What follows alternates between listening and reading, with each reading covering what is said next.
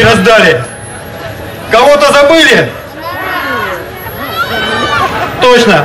Забыли 150 человек, которые ездили на двух колесах для того, чтобы сегодня этот город улыбнулся. Давайте поблагодарим их. Они тоже не лишние на нашем сегодняшнем празднике.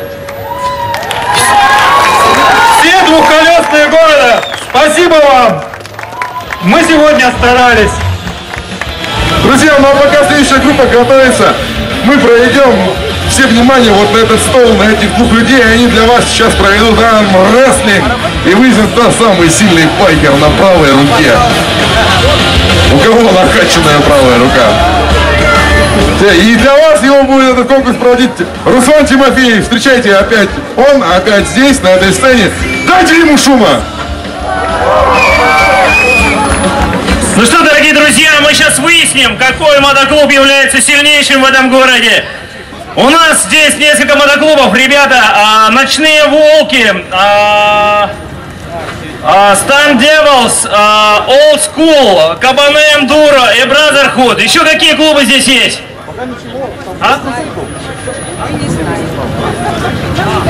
Ребят, Max Innovation здесь, еще какие клубы?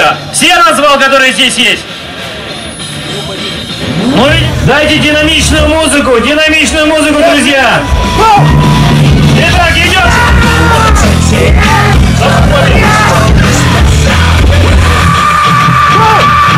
Не сдается, эндуристы, свободные байкеры!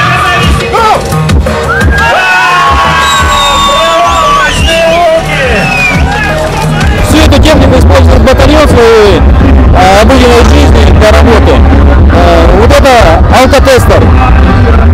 Модель Драгер 6810. В нашем батальоне она самая используемая модель, достаточно надежная. Нареканий по работе этого прибора вообще не было, в принципе, на протяжении уже 5 лет. Производитель Германия. Вот это, как вы можете видеть, это портативный видеорегистратор. Как новое поступление, которое будем использовать в повседневной жизни при составлении административных материалов, при общении с водителями, которые будут инспектор подойти, представиться и так, потому что чаще всего, когда инспектор представляется, водитель говорит потом в итоге, что ему никто ничего не говорит. Итак, чтобы избежать таких случаев, будем использовать такие видеорегистраторы. Вот этот модель Визер Драйв, мобильный прибор измерения, мобильный прибор фиксации нарушений ПДД. Выглядит таким образом, используется как в ручном режиме, вот так, точно так же, как и в стационарном. Предназначен для измерения скорости автомобиля, выявления нарушений, выездов на встречную полосу, проезд на запрещающий сигнал светофора и так далее.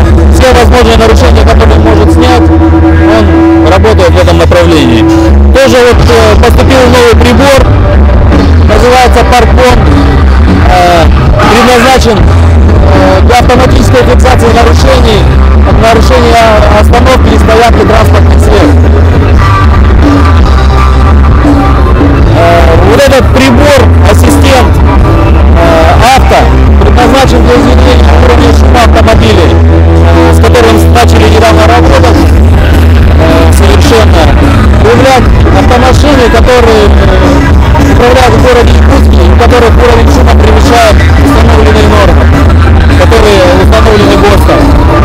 Два прибора, две модели измерителя светопропускания стекол. Модель Коник и модель Свет. Они отличаются между собой, помимо того, что производителями, точно так же отличаются, что данный прибор может работать до минус 40 градусов мороза. То есть в зимний период времени будет широко использоваться для измерения тонировки. Ну и данная модель удаленного доступа к базам данных МВД для того, чтобы можно было пробить водителя по разным базам розыска и так далее, оружие, всякие приборы и так далее.